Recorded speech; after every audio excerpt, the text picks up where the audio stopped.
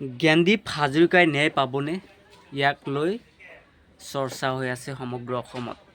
আনকি বেহৰবাৰী আউটপোষ্টৰ যিটো episode upload হয় তাত কমেণ্ট পোৱা গৈছে যে জ্ঞানদীপ হাজৰিকাৰ ন্যায় লাগে, ভাৰ্গৱ বৰবৰা পুলিচ অফিচাৰজনক উচিত শাস্তি ব্যৱস্থা কৰিব লাগে।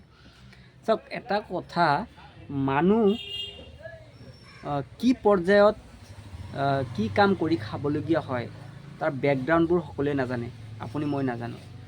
এতিয়া জ্ঞানদীপ হাজৰিকা ল'ৰাটো কলেজত পঢ়ি আছে, আকৌ নিজৰ পঢ়াৰ খৰচ উলিয়াই আছে।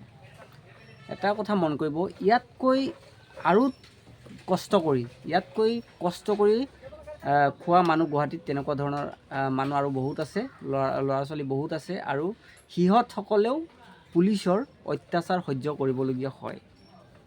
গতিকে এইটো কথা সঁচা যে পুলিচসকলৰো দায়িত্ব থাকে, কৰ্তব্য থাকে।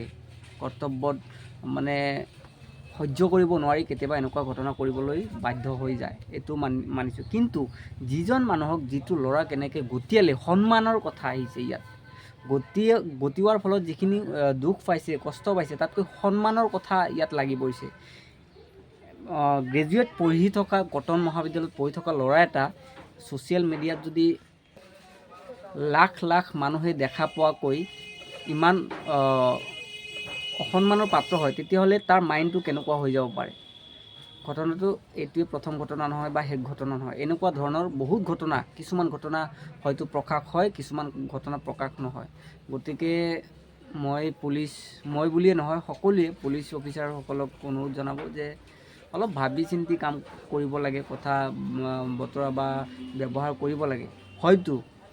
হয়তো আপোনাত কৰি জ্ঞানী কোনোবাইও সৰু সুৰা ভুল কৰি দিব পাৰে আপোনাৰ আগত। গতিকে তাক ইমান মাৰপিট বা গতি এইবোৰ ছিষ্টেমটো কৰিব নালাগে।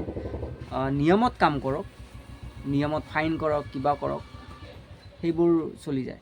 কিন্তু চাওক, ল'ৰাটো ঘৰৰ মানুহেও গম নাপায় সি যে কিবা এটা বেলেগ কাম কৰিছে, পইচাৰ অভাৱত। হয়তো ঘৰৰ মানুহে গম পোৱাকৈ কৰিব নিদিলে হয়, তেতিয়া চলাত কষ্ট হ'ল হয়। গতিকে ঘৰৰ মানুহক নোকোৱাকৈ, নজনোৱাকৈ সি এই কামটো কৰিছিল।